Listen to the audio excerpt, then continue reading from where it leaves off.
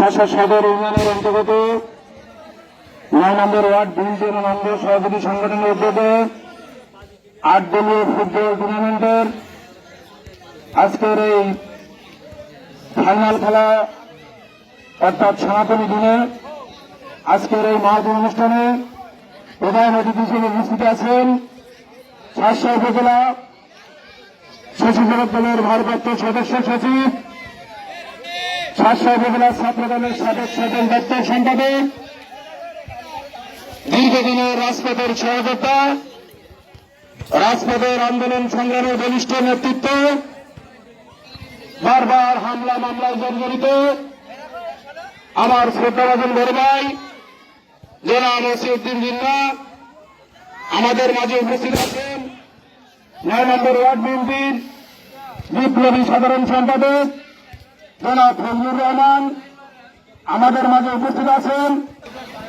যশোর জেলা স্বেচ্ছাসেবক দলের অন্যতম সদস্য, শাসক উপজেলা স্বেচ্ছাসেবক দলের সংগ্রামী যুগ্ম আহ্বায়ক জনাব মেহেদী হাসান জলি আমাদের মাঝে উপস্থিত আছেন। শাসক উপজেলা যুব দলের আহ্বায়ক কমিটির অন্যতম সদস্য, রাজপথের বলিষ্ঠ নেতৃত্ব জনাব আলাউদ্দিন আলাল আমাদের মাঝে উপস্থিত আছেন।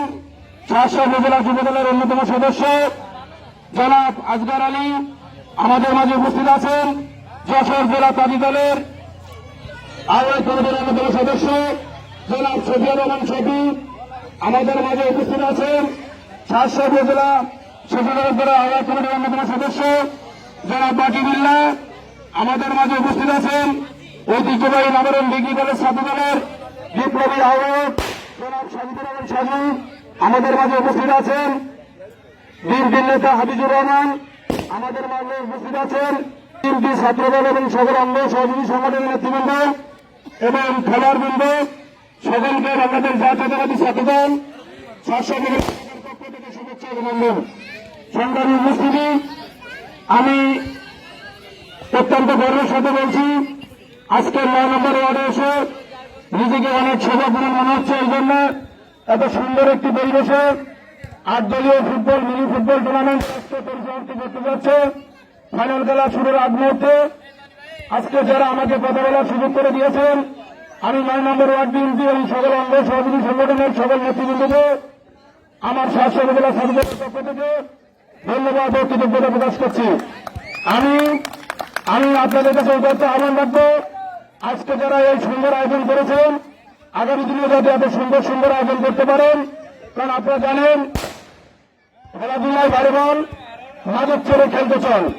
আমরা অতীতে দেখেছি এই ধরনের আমাদের যুব সমাজকে ধ্বংসের থেকে বাঁচানোর জন্য আমরা বিভিন্ন ধরনের ফুটবল ক্রিকেটের আয়োজন করে থাকি।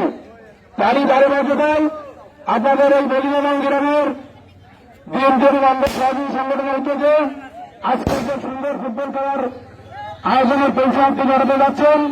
আগামী দিনে আরো বেশি করে এরকম আয়োজন করবেন। আর এরকম আয়োজন যদি আমরা করেন তাহলে যুব সমাজ মাদকে আসক্ত হবে না, খেলাধুলায় মনোনিবেশ করবে, আপনাদের ভালো থাকবে, আপনাদের সমাজ ভালো থাকবে।